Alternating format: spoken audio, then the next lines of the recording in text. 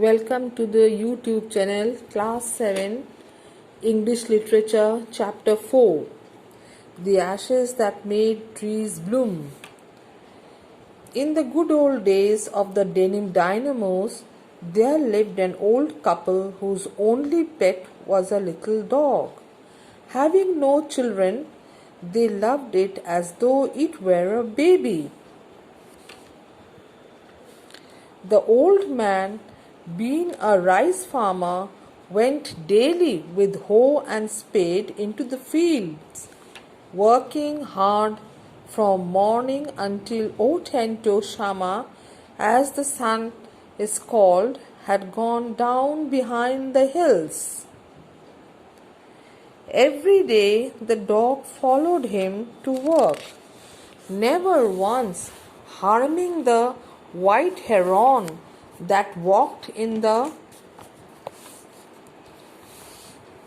footsteps of the old man to pick up the worms.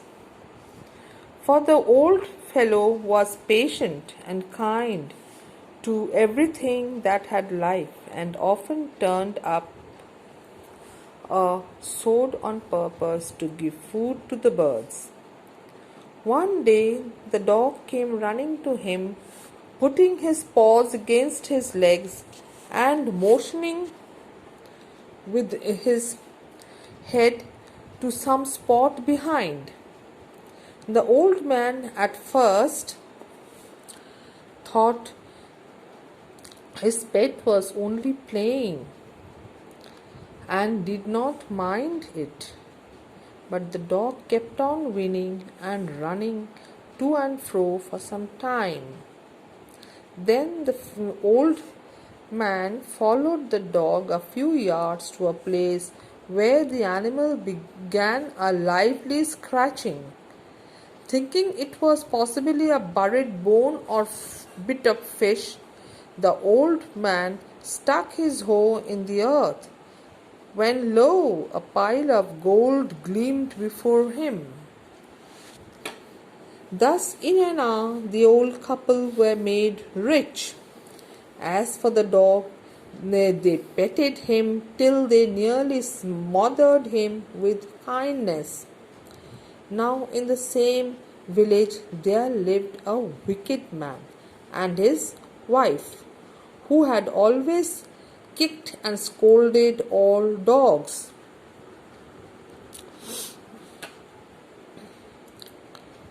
Now, but the dog, being afraid of the cruel pair, would neither eat nor move. They wanted the dog to do that work for them too, this wicked couple. Then they dragged him out of the doors, taking a spade and hoe with them. No sooner had the dog got near a pine tree growing in the garden than he began to paw and scratch the ground as if a mighty treasure lay beneath. Then the covetous old fellow with a spade and the old crone with a hoe began to dig, but there was nothing but dead kitten, the smell of which made them drop their tools and shut their noses. Furious at the dog, the old man kicked and beat him to death. Then they flung him into the hole and heaped the earth over his carcass. Carcass means dead body of an animal. The owner of the dog heard of the death of his pet, and he was mourning over it, like his own child. He went at night under the pine tree over there.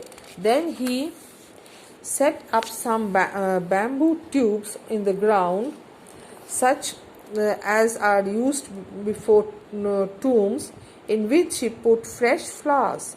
Then he laid a cup of water and a tray of food on the grave and burned several costly sticks of incense. He mourned a great while over his pet, calling him many dear names. That night the spirit of the dog appeared to him in a dream and said, "Cut down the pine tree in my grave and made from it a motto for your rice pastry and a mill for your bean sauce." So the old man chopped down the tree. He then made a long handled hammer of wood such as is used for pounding rice. When the New Year's drew near, he wished to make some rice pastry. When the rice was all boiled, Granny put it into the mortar.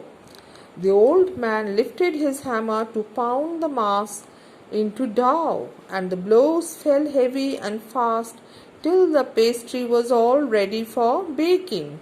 Suddenly the whole mass turned into a heap of gold coins. So meanwhile the envious neighbor was again peeped in, and he saw this. Now he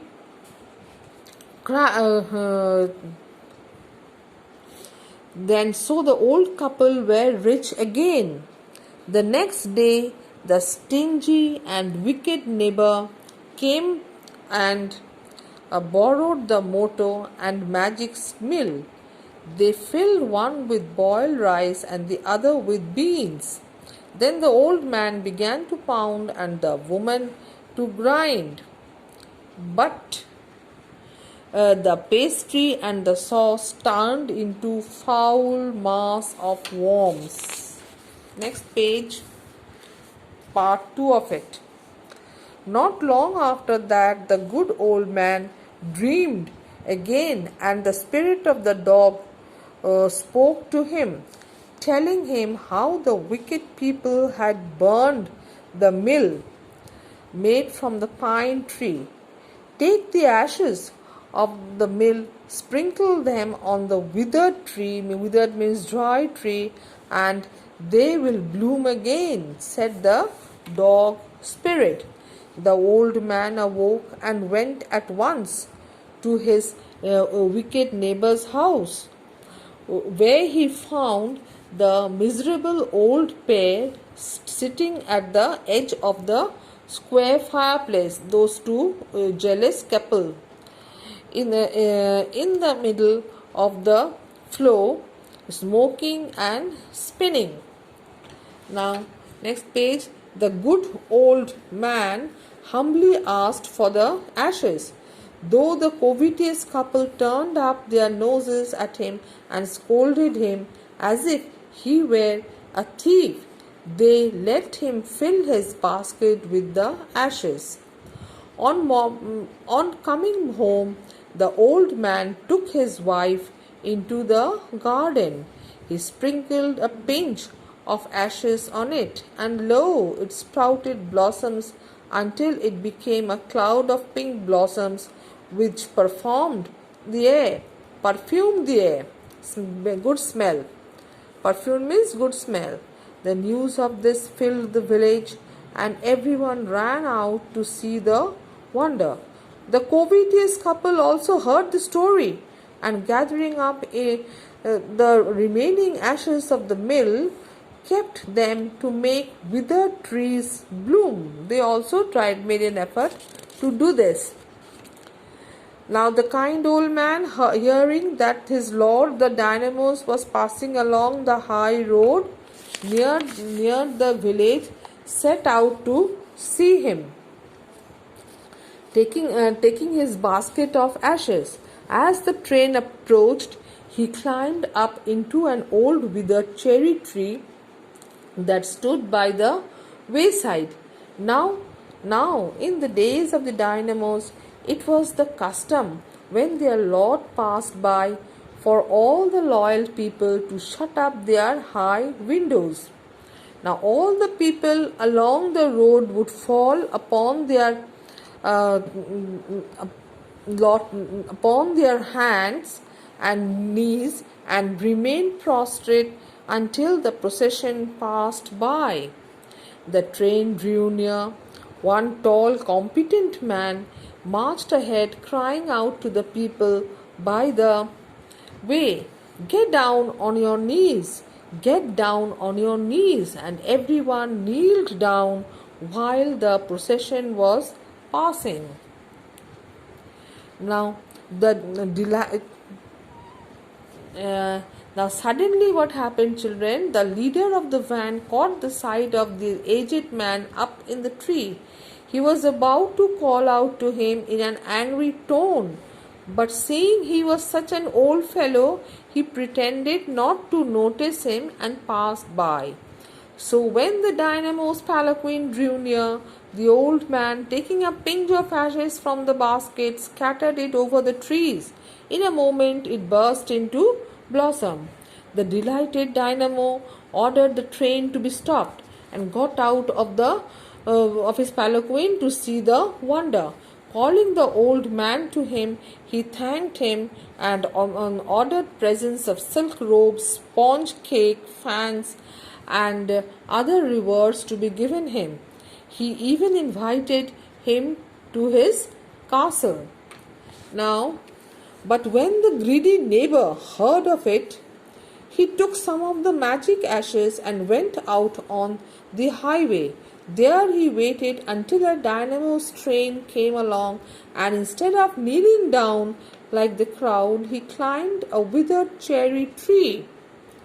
When the dynamo himself was almost directly under him, he threw a handful of ashes over the tree, which did not change a particle. The wind blew the fire dust in the noses and eyes of the dynamos and his wife.